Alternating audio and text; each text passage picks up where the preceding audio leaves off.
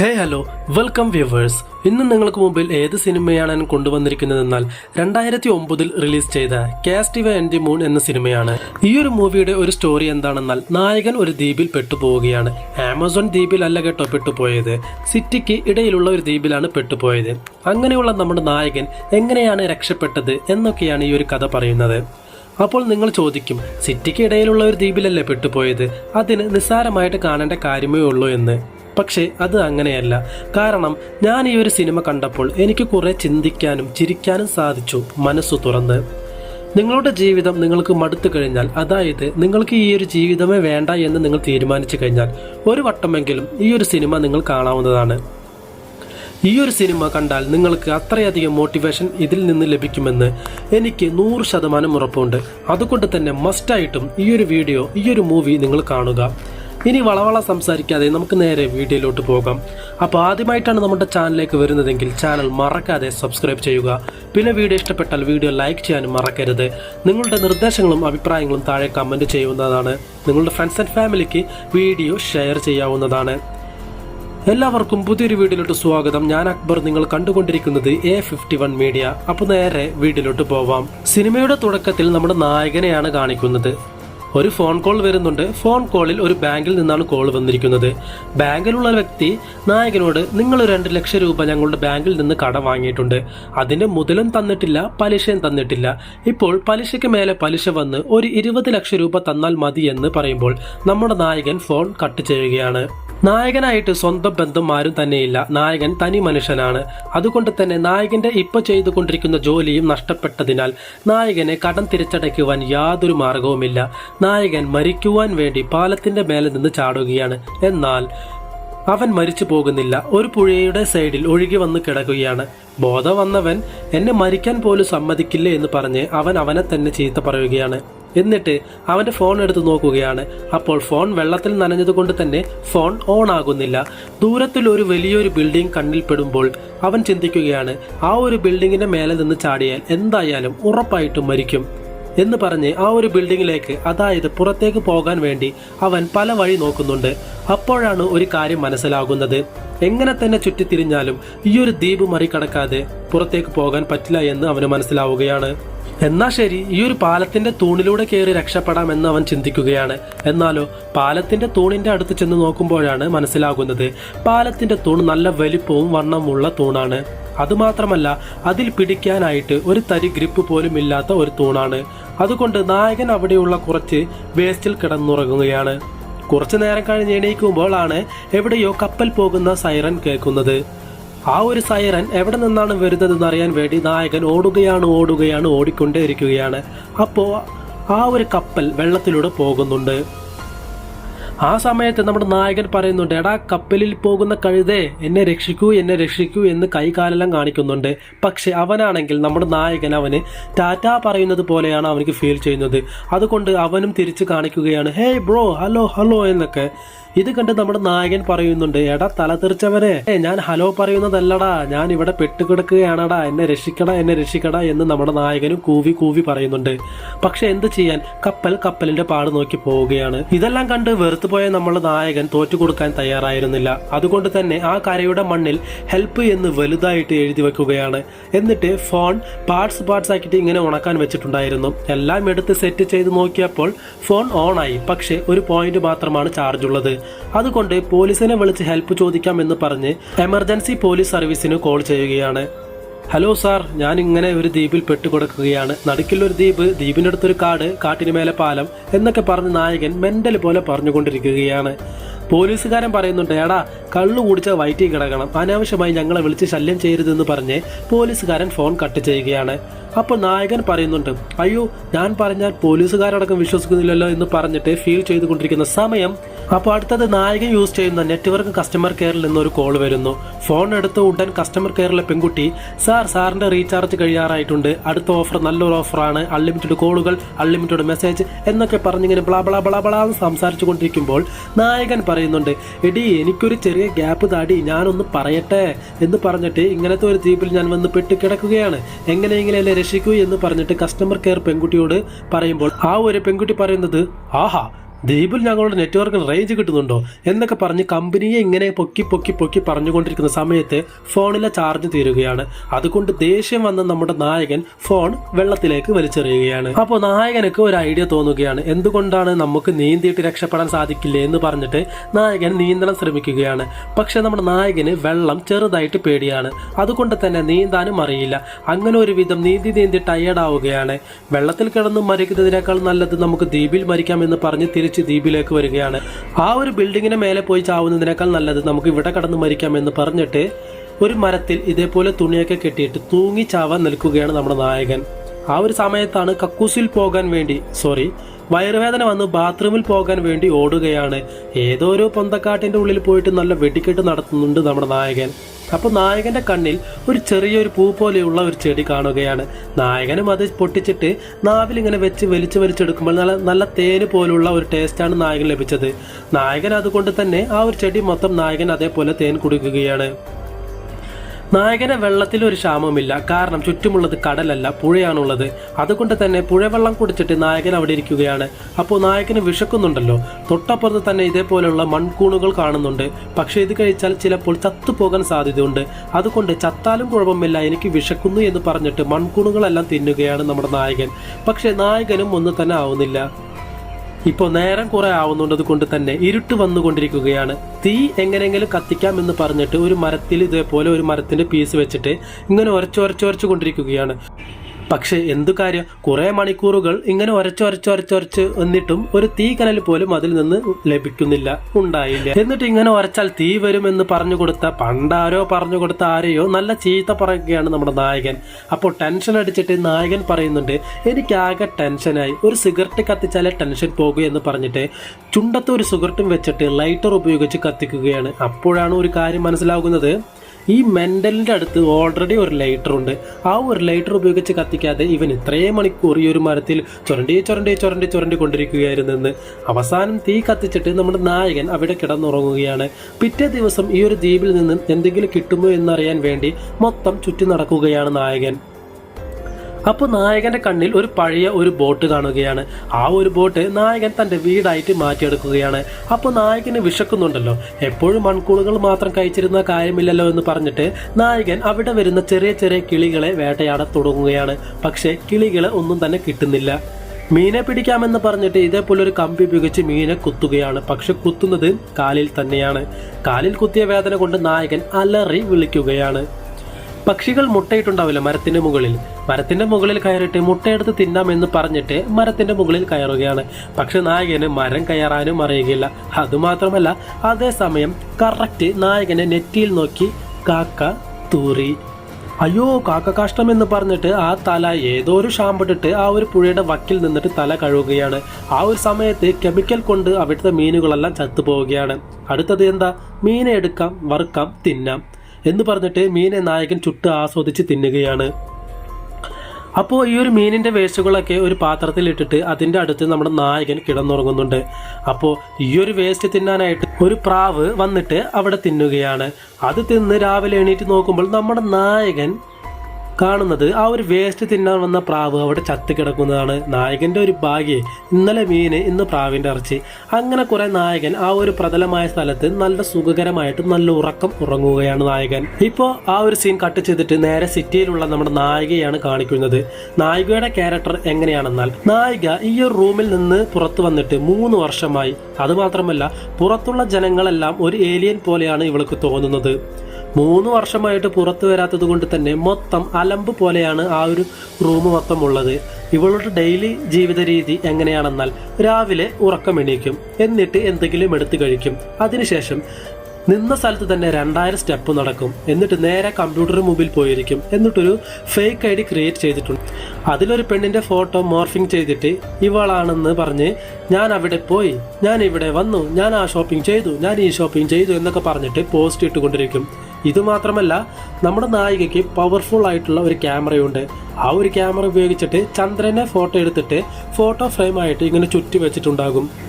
അപ്പോൾ സിറ്റിയിൽ നിന്ന് ഒരു അനൗൺസ്മെന്റ് കേൾക്കുകയാണ്, എമർജൻസി 20 മിനിറ്റ് നിങ്ങളുടെ കാർ, വാൻ നിങ്ങൾ ആരും തന്നെ അനങ്ങാൻ പാടില്ല, നിന്ന സ്ഥലത്ത് തന്നെ നിൽക്കുക എന്ന് പറഞ്ഞിട്ട് ഒരു അനൗൺസ്മെന്റ് കേൾക്കുകയാണ്.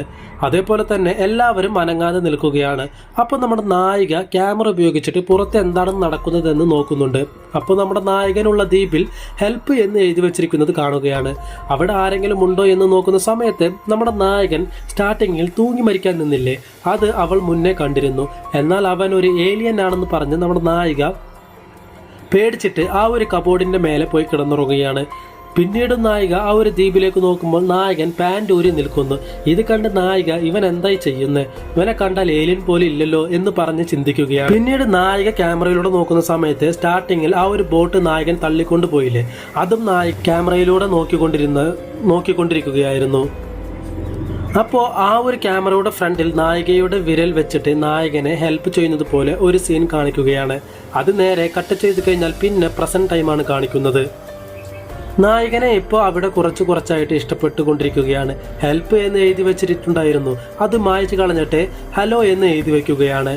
അപ്പോൾ ഇടയിൽ ഒരു കപ്പൽ ക്രോസ് ചെയ്തു പോയല്ലോ, ആ ഒരു കപ്പൽ തിരിച്ചു വരുന്നുണ്ട്.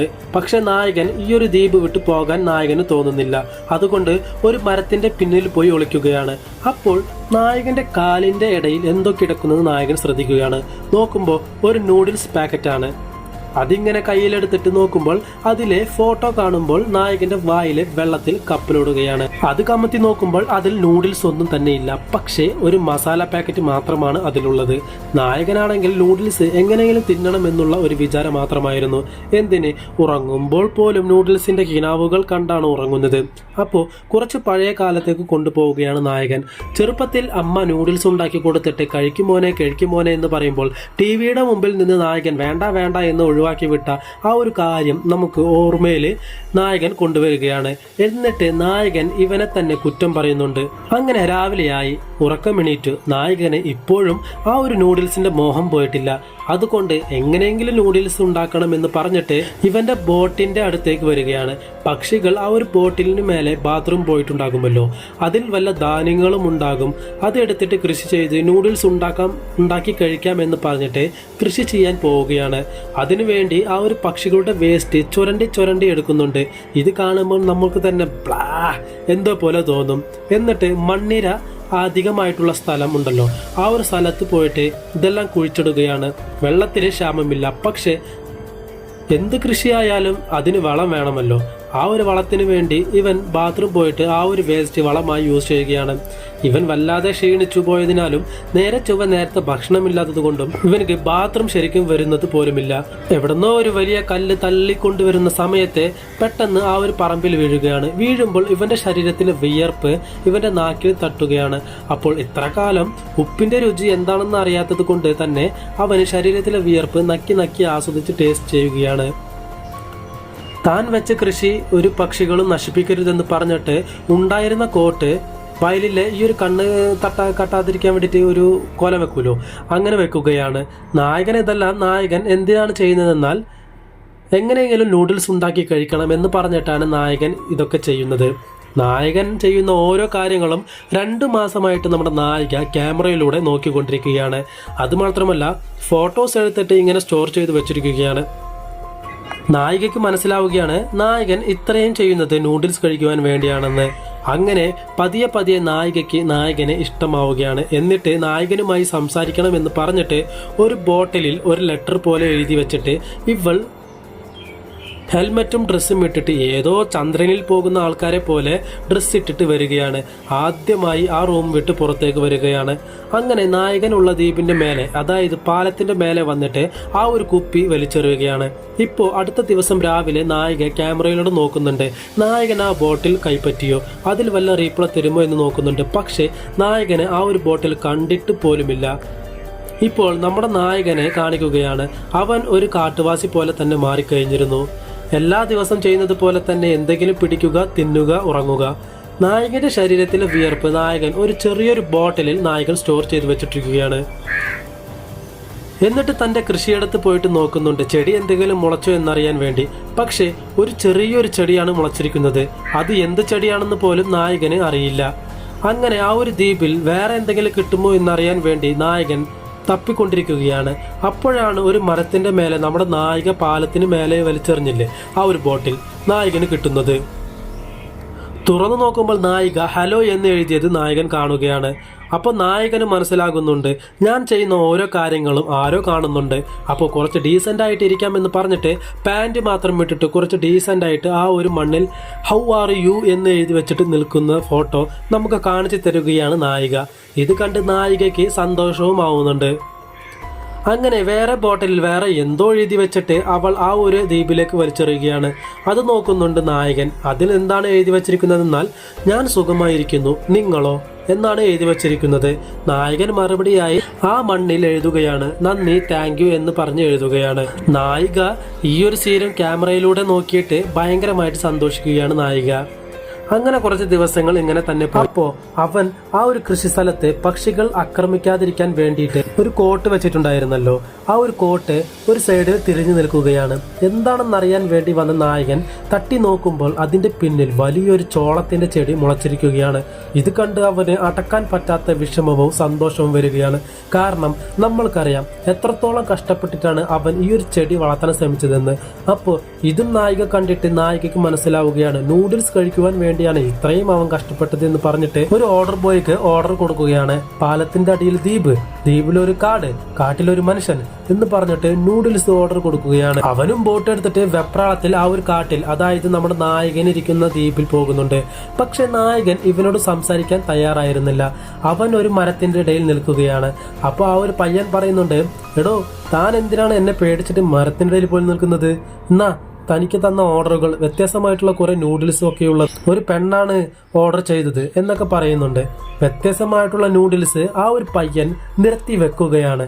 ഇത് കാണുമ്പോൾ നമ്മുടെ നായകന്റെ വായിൽ കപ്പലോടുകയാണ്. അപ്പോൾ നായകൻ ചോദിക്കുന്നുണ്ട്, നീ ആ ഒരു പെണ്ണിനെ കണ്ടോ? അപ്പൊ ബോയ് പറയുക, ഞാൻ ആരെയും കണ്ടില്ല, എനിക്ക് ഓർഡർ തന്നു, ഞാൻ തനിക്ക് എത്തിച്ചു തന്നു എന്ന ആ ഒരു ഓർഡർ പയ്യൻ പറയുന്നുണ്ട്. അപ്പോൾ നമ്മൾ വിചാരിക്കും നായകൻ ആ ഒരു നൂഡിൽസ് ഒക്കെ വാരി വലിച്ചു കഴിക്കുമെന്ന്. പക്ഷേ അതല്ല, അതൊക്കെ തിരിച്ച് റിട്ടേൺ കൊടുക്കുകയാണ് നായകൻ. അപ്പോൾ ഇതൊക്കെ നായിക കണ്ടിട്ട് ഷോക്കായി നിൽക്കുകയാണ്. അപ്പോൾ ആ ഒരു ഓർഡർ പയ്യൻ ഇതെല്ലാം റിട്ടേൺ വാങ്ങിയിട്ട് വന്ന ബോട്ടിൽ തന്നെ തിരിച്ച് നായികയുടെ അടുത്തേക്ക് വരികയാണ്. എന്നിട്ട് നായികയുടെ ഡോർ കുറെ നേരം തട്ടുന്നുണ്ടെങ്കിൽ നായിക ഡോർ തുറക്കുന്നില്ല. അപ്പോൾ ആ ഒരു ബോയ് പറയുന്നുണ്ട്, ഈ സാധനങ്ങൾ നിങ്ങൾ തിന്നുകയോ തിന്നാതിരിക്കുകയോ എന്ത് വേണം ചെയ്തോ, ഞാൻ പോവുകയാണ് എന്ന് പറഞ്ഞിട്ട് അവൻ പോകുമ്പോൾ നായിക ചെറുതായിട്ട് വാതിൽ തുറന്നു വരികയാണ്. എന്നിട്ട് ചോദിക്കുന്നുണ്ട്, നിന്നോട് എന്താണ് പറഞ്ഞത് അവൻ?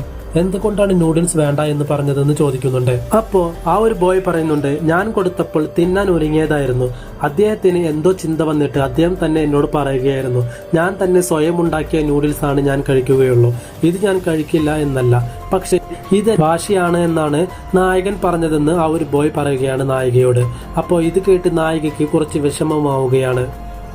നായിക നേരെ അമ്മയോട് പോയിട്ട് പറയുന്നുണ്ട്, എനിക്ക് കുറച്ച് ചോളം ചെടിയുടെ വിത്തുകളും പൂച്ചട്ടികളും വളങ്ങളും കുറച്ച് മണ്ണും കൊണ്ടുവരാൻ പറയുന്നുണ്ട്. ഇത് കേട്ട അമ്മയ്ക്ക് ഭയങ്കര സന്തോഷമാണ്. കാരണം 3 വർഷമായിട്ട് സ്വന്തം മകളെ ഇപ്പോഴാണ് കണ്ടുമുട്ടുന്നത് പോലെയാണ് അവിടെ നടന്നത്. അതുമാത്രമല്ല അമ്മ പറയുന്നുണ്ട്, അതിനെന്താ മോളെ, ഞാനിപ്പോൾ തന്നെ വാങ്ങിക്കൊണ്ടുവരാം എന്ന് പറഞ്ഞിട്ട് അമ്മ വാങ്ങാനായിട്ട് പോകുകയാണ്. അപ്പോൾ നായകനെ വിഷമിപ്പിച്ചല്ലോ എന്ന് പറഞ്ഞിട്ട് നായികയ്ക്ക് ഫീലായിട്ട് ഒരു ലെറ്റർ എഴുതുകയാണ്, സോറി എന്ന് പറഞ്ഞിട്ട്. നായകൻ അത് കണ്ട് നായകൻ സന്തോഷിച്ചിട്ട് മണ്ണിൽ എന്തോ ചിത്രം വരച്ചിട്ട് അതിന് മേലെ നീന്തുന്നത് പോലെ മണ്ണിൽ കിടന്ന് ഉരുളുകയാണ് നായകൻ. ഇത് കണ്ട് നായിക ചിരിച്ചിട്ട് സന്തോഷിക്കുകയാണ്. അങ്ങനെ നായകൻ ഇത്രമാത്രം കഷ്ടപ്പെട്ട ദിവസം ഇന്ന് വന്നെത്തി. അവനുണ്ടാക്കിയ ആ ഒരു ചോളം അരച്ചിട്ട് മാവ് പോലെ ആക്കി, ചപ്പാത്തി രൂപത്തിലാക്കി, അത് ചെറുങ്ങനെ കട്ട് ചെയ്ത് നൂഡിൽസിന്റെ രൂപത്തിലാക്കി വേവിച്ച് ഇവനുണ്ടാക്കിയ പച്ചക്കറികളും അതേപോലെ തന്നെ കുറച്ച് സാധനങ്ങളും എല്ലാം മിക്സ് ചെയ്ത് പിന്നെ ആ ഒരു പാക്കറ്റിൽ ഇത്രക്കാലം ഒരു കേടുപാടും സംഭവിക്കാതെ മാറ്റിവെച്ച ആ ഒരു നൂഡിൽസ് മസാലയും ചേർത്തിട്ട് നന്നായി മിക്സ് ചെയ്യുന്നു. എന്നിട്ട് അങ്ങനെ തന്നെ നായകന്റെ വായിലേക്ക് ഇട്ട് തിന്നുകയാണ്. അപ്പോൾ ആ ഒരു ടേസ്റ്റ് നമുക്ക് തന്നെ മനസ്സിലാക്കാൻ സാധിക്കുന്നതാണ്. പോരാത്തതിന് നമ്മൾക്കും കൊതിയാകും. എല്ലാത്തിനും പുറമെ ഇത്രക്കാലം കഷ്ടപ്പെട്ടിട്ട് കൃഷി ചെയ്ത് അതിൽ വന്ന സാധനം കുക്ക് ചെയ്ത് തിന്നുന്നതിന്റെ സന്തോഷവും സങ്കടവും അടക്കാൻ പറ്റാതെ കരഞ്ഞുകൊണ്ട് ആ ഒരു ഭക്ഷണം കഴിക്കുകയാണ് വെക്കുകയാണ്. ഇതെല്ലാം നമ്മുടെ നായിക കണ്ടുകൊണ്ടിരിക്കുകയാണ്. എന്നിട്ട് ഒരു ഫോട്ടോ എടുത്തു വെക്കുന്നുണ്ട്. അതുമാത്രമല്ല, നായകൻ ഇത്ര വലിയൊരു കാര്യം ഒറ്റയ്ക്ക് ചെയ്തതിന് അഭിനന്ദനങ്ങൾ പറഞ്ഞ് നായിക ഒരു ബോട്ടിൽ എറിയുകയാണ്. അത് എപ്പോഴും പോലെ നമ്മുടെ നായകൻ തുറന്ന് വായിക്കുകയാണ്. അപ്പോൾ നമ്മുടെ നായകന്റെ മനസ്സിൽ നായിക ആരാണെന്നുള്ള ചിന്ത എപ്പോഴും വരുന്നത് കാരണം, ഫുൾ ടൈം അവളെ കുറിച്ച് മാത്രം ചിന്തിച്ചിരിക്കുന്നത് കാരണം കേടായ ഒരു ഫോൺ എടുത്തിട്ട് നമ്മുടെ നായികയെ വിളിച്ച് സംസാരിക്കുന്നത് പോലെ വിളിക്കുകയാണ് നമ്മുടെ നായകൻ. അപ്പോൾ നീ ആരാണ് എന്ന് പറഞ്ഞ് മണ്ണിൽ നായകൻ എഴുതി വെക്കുന്നുണ്ട്. അതിന് റീപ്ലൈ ആയിട്ട് നമ്മുടെ നായിക ഫുൾ ഡീറ്റെയിൽസ് എഴുതിയിട്ട് ഒരു ബോട്ടിലിനുള്ളിൽ ഇട്ടിട്ട് ആ ഒരു ബോട്ടിൽ ദ്വീപിലേക്ക് എറിയാൻ വേണ്ടി നായിക വരികയാണ്. എന്നാൽ എറിയാൻ പോകുന്ന സമയം അവളുടെ മനസ്സിൽ എന്തോ ചിന്ത വന്നിട്ട് അത് എറിയാതെ വീട്ടിലേക്ക് വരികയാണ്. അതുമാത്രമല്ല, അവൾ ഒരാഴ്ചത്തോളം നായകൻ എന്താണ് ചെയ്തതെന്ന് ജനാലയിലൂടെ നോക്കുന്നത് പോലുമില്ല.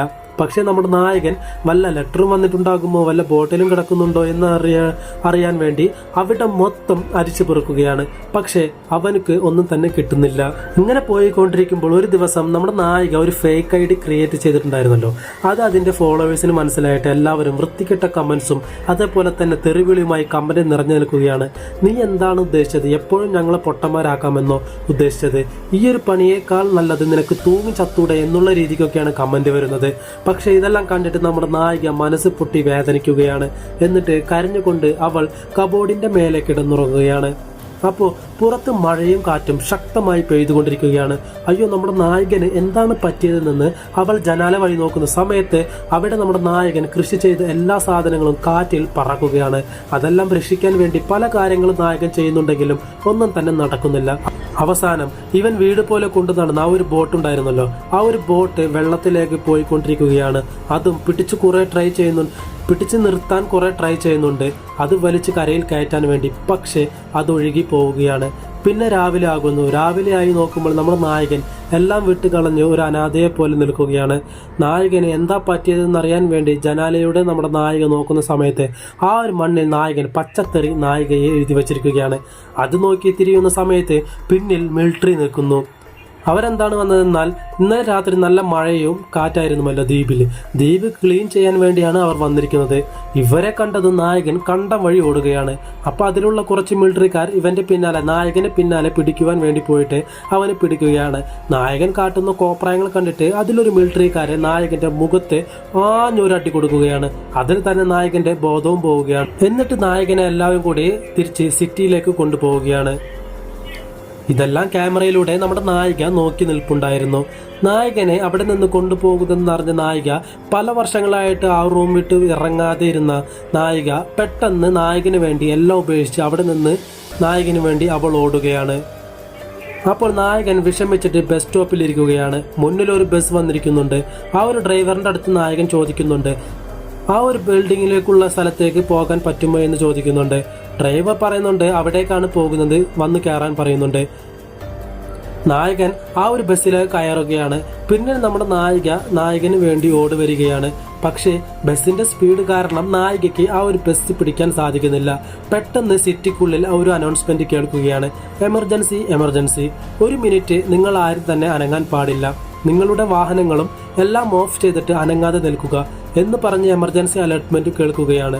ഇത് കേട്ടതും എല്ലാ വെഹിക്കിളും ഓഫായി റോട്ടിൽ നിൽക്കുകയാണ്. ആ ഒരു സമയം നമ്മുടെ നായിക ഓടി ആ ഒരു ബസ്സിൽ കയറുകയാണ്. ബസ്സിൽ കയറിയ ഉടൻ നായകനെ നോക്കി നായിക വരുമ്പോൾ നായകന് മനസ്സിലാകുന്നില്ല ഇതാരാണെന്ന്. പക്ഷെ നായികയ്ക്ക് അറിയാം നായകൻ ആരാണെന്ന്. എന്നിട്ട് നായകന്റെ അടുത്ത് വന്നിരിക്കുകയാണ്. അവളുടെ നോട്ടവും കണ്ട് നായകൻ മനസ്സിലാക്കുകയാണ് ഇത്രയും നാൾ തന്നെ ഫോളോ ചെയ്തത് ഇവളാണ് എന്ന് പറഞ്ഞ് രണ്ടാളും ആനന്ദക്കണ്ണീരോടെ പുഞ്ചിരിച്ച് ചുംബനങ്ങൾ നൽകുകയാണ്. അതേസമയം നായകൻ യൂസ് ചെയ്തില്ല ആ ഒരു ബോട്ട് കടലിലൂടെ ഒഴുകിപ്പോകുന്നത് കാണിച്ചുകൊണ്ട് ഈ ഒരു സിനിമ ഇവിടെ അവസാനിക്കുകയാണ്. ഉറപ്പായിട്ടും ഈ ഒരു സിനിമ നിങ്ങൾക്ക് ഇഷ്ടപ്പെട്ടെന്ന് വിചാരിക്കുന്നു. ഇഷ്ടപ്പെട്ടു കഴിഞ്ഞാൽ മറക്കാതെ നമ്മളുടെ ചാനൽ സബ്സ്ക്രൈബ് ചെയ്യുക. ചാനൽ സബ്സ്ക്രൈബ് ചെയ്തതിനു ശേഷം കൂടെ കാണുന്ന ബെൽ ബട്ടൺ എനേബിൾ ചെയ്ത് വെക്കുക. അപ്പോൾ ഞങ്ങൾ അപ്ലോഡ് ചെയ്യുന്ന ഓരോ വീഡിയോയും നിങ്ങൾക്ക് ഉടനടി നോട്ടിഫിക്കേഷൻ വരുന്നതായിരിക്കും. വീഡിയോ ഇഷ്ടപ്പെട്ടാൽ വീഡിയോ മറക്കാതെ ലൈക്ക് ചെയ്യുക. നിങ്ങളുടെ ഫ്രണ്ട്സ് ആൻഡ് ഫാമിലിക്ക് വീഡിയോ ഷെയർ ചെയ്യുക. നിങ്ങളുടെ നിർദ്ദേശങ്ങളും അഭിപ്രായങ്ങളും താഴെ കമന്റ് ചെയ്യുക. ഇതിനും നല്ലൊരു മൂവി എക്സ്പ്ലനേഷൻ വീഡിയോയുമായി അടുത്ത വീഡിയോയിൽ കാണാം. അതുവരേക്കും ടാറ്റ, ബൈ, സീ യു.